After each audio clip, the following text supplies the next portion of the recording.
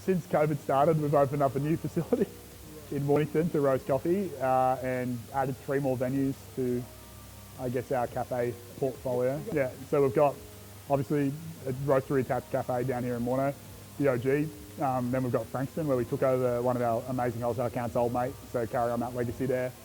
And then we opened up South Yarra, which was a similar situation. So Ben Whitaker, who ran the final step, he basically handed us his cafe so that we could carry on. Yeah, man. Yeah. So the reason we did that was that he's in Mexico actually at the moment. Yeah, Argentina. Yeah, and he was in, and then he went to Nicaragua, and he wanted to run this basically a project with coffee farmers, in particular pickers, and he wanted a way to finance it. And he's like, hey, look, if I give you the keys to my cafe, can you guys, maybe fund me via the cup accounts and get around me? And I was like, I mean, yeah, let's chat, and that kind of worked out really well. Solid relationships with Commonfolk, which is, we've been supporting them not just commercially but also philanthropically through the cup accounts. And their coffee's gone from what was honestly pretty tough to drink in 2015 to genuinely it was the highest price in the Best of Ugandan Pearl of Africa auction last year. So freaking amazing. We were drinking it at Mice next to some pretty special, award-winning Ugandans. And we were like, this is probably better. So we started working with that project before they were producing coffee. So from day one at Commonfolk, we would give 20 cents from every coffee we make to the Cup That Counts, which is an internally run initiative. The idea being, I think the tagline is making the coffee industry fair for everyone that's involved. So for us, the first people we identified that were usually exploited were coffee farmers, especially smallholder farmers, pickers, because they're kind of at the whims of, the Brazilian commodity industry, and it's some dude on the side of a mountain in Africa, mate, doesn't know how to navigate that at all. Yeah, you got no chance. And so neither did we either, for that matter. But we wanted to do something because at least we have the safety net of living in, one of the best countries in the world with incredible healthcare, education, welfare, all that kind of stuff. And so one of my business partners, Andy, actually had a connection with an NGO in Uganda, and he's like, "Oh, I think they grow coffee over there. I should have a chat with them." And I'd heard about Ugandan coffee, and to be honest, not good things.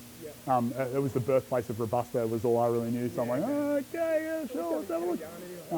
But yeah, we found out that Mount Elgon, which was near the town of Mbale, it's the biggest extinct volcano in Africa.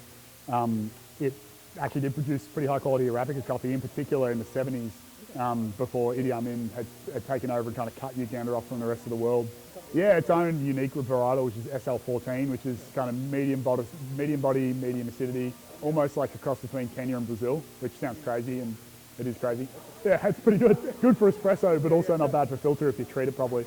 But what happened was all that expertise from the 70s and everything kind of disappeared, and the only people who still had it were the really old farmers, and there was no incentive now to actually produce quality coffee or specialty because it was free market, race to the bottom.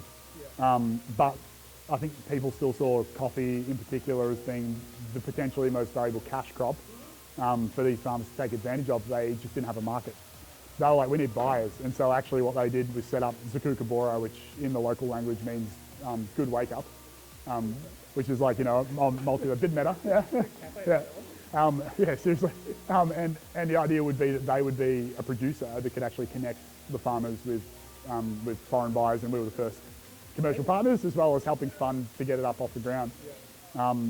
And we've bought every harvest since then. Now they're exporting. I think last year they exported full containers, 2 to Australia, 1 to the UK, 1 to the States, 1 to Korea. I think this year they're adding Norway to that list. I think they're partnering with Tropic, so the Nordic approach guys. We often talk about being smaller to be bigger at Commonfolk. So we can't do everything. There's so many problems, but also so many opportunities in coffee. And the reality is we're a pretty small team of people who are only going to be able to do so much. And so we just commit to doing what we do, but in a deeper and more meaningful way. Yeah. And then hopefully that translates to it being good. And so people are like, oh, well, you might not have 6 different fucking anaerobic geishas, but what you do have is really interesting because of the context of where it came from, the impact it's having, but also the fact that the coffee's pretty bloody delicious and totally unique. No one else really has it because, it's on the back of, I guess, the work we put in. So.